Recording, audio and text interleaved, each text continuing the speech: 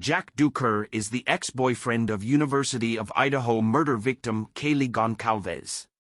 Goncalves and victim Madison Mogen, two of the murdered University of Idaho students, called Duker a combined 10 times shortly before the homicides.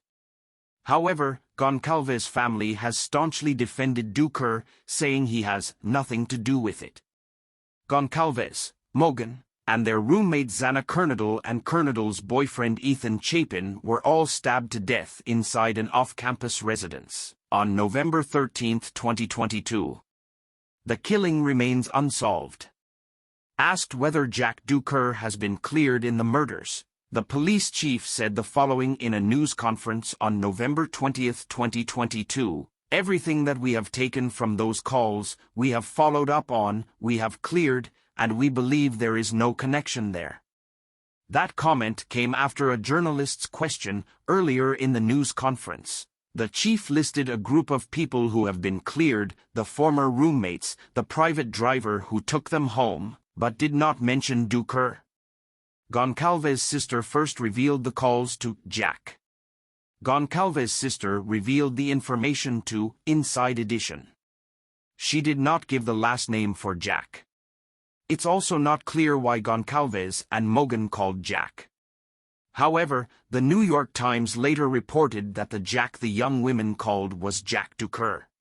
Goncalves' sister Olivia Goncalves revealed to Inside Edition that Goncalves called Jack 7 times. Victim Madison Mogen also called Jack 3 times. At 2:26 a.m. Kaylee starts to call Jack.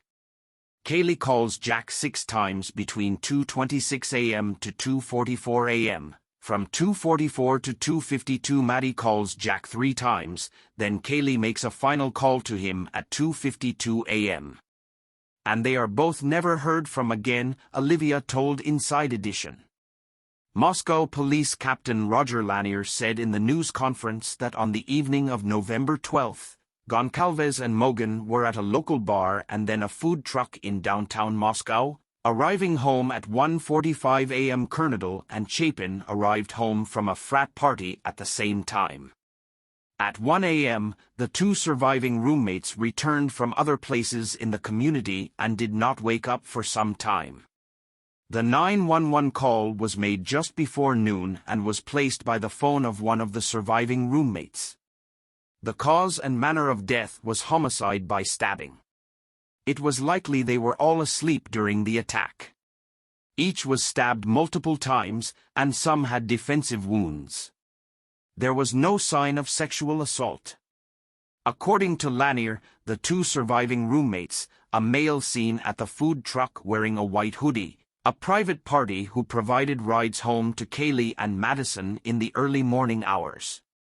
Additionally, the identity of the 911 caller and the 911 call have not been released, Lanier said.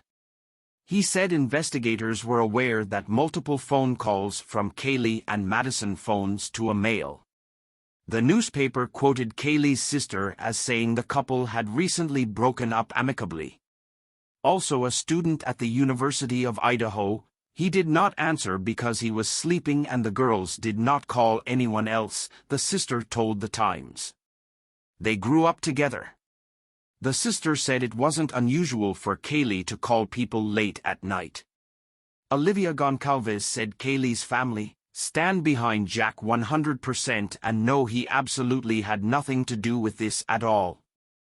Goncalves filled her Facebook page with pictures of Duker, whose parents say she would have eventually married. Police say the outgoing calls are part of the investigation.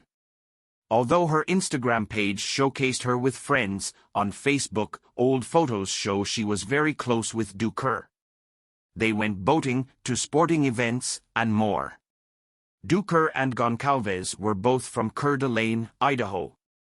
Duker posted a picture Jack Duker, who posted a photo with her on Facebook. His Facebook page says he went to Lake City High School, lives in Moscow, Idaho, and is from Coeur d'Alene, Idaho.